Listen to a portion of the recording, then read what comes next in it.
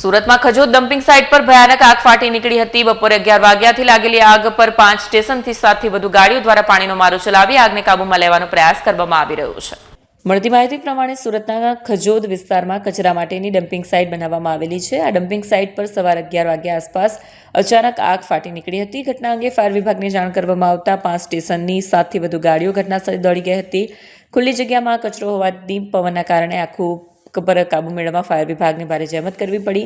વિભાગ દ્વારા વધુ કચરો આગની ઝપેટમાં ન આવે તે માટે દૂર કરીને કામગીરી કરવામાં આવી રહી છે. સુરતના ખજોદ ડમ્પિંગ સાઇટ પર લાગેલી ભયાનક આગના મુદ્દે સુરત મહાનગરપાલિકાના વિપક્ષ નેતા પાયલ સાકરિયાએ ગંભીર આક્ષેપો કર્યા છે. પાયલ સાકરિયા સાથે વિપક્ષ દંડક રચનાબેન નિરપરા અને બીજા કોર્પોરેટરોએ ખજોદ ડમ્પિંગ સાઇટની મુલાકાત દરમિયાન જણાવ્યું કે આજે સવારથી ખજોદ ડમ્પિંગ સાઇટ પર લાગેલી છે અને અનેક કલાકો વીતી જવા છતાં આગ હજી કાબૂમાં નથી આવી.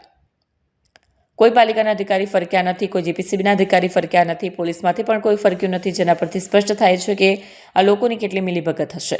પાયલ સાકરે વધુમાં જણાવ્યું કે સુરત મહાનગરપાલિકા દ્વારા 14 લાખ મેટ્રિક ટન કચરાના નિકાલનો દાવો કરવામાં આવ્યો હતો, પરંતુ હકીકતમાં તેનાથી પણ અનેક ગણો વધુ કચરો સાઇટ પર પડેલો છે. આગના કારણે સમગ્ર વિસ્તારમાં ઘનઘોર ધુમાડો છવાઈ ગયો છે. પ્લાસ્ટિક સળગવાના કારણે પર્યાવરણને નુકસાન થયું છે અને આસપાસના વિસ્તારોમાં જનસ્વાસ્થ્ય માટે ખતરો ઊભો થયો છે. આગ કઈ રીતે લાગી, આ મામલે આમ આદમી પાર્ટી તરફથી સ્પષ્ટ માંગણી કરવામાં આવી છે કે કચરાના નિકાલના કોન્ટ્રાક્ટર સામે તાત્કાલિક કાર્યવાહી કરી બ્લેકલિસ્ટ કરવામાં આવે અને તપાસ સમિતિ ઉપર પણ એક સ્વતંત્ર તપાસ સમિતિ રચી સમગ્ર કચરા કૌભાંડની ઊંડાણપૂર્વક તપાસ કરવામાં આવે.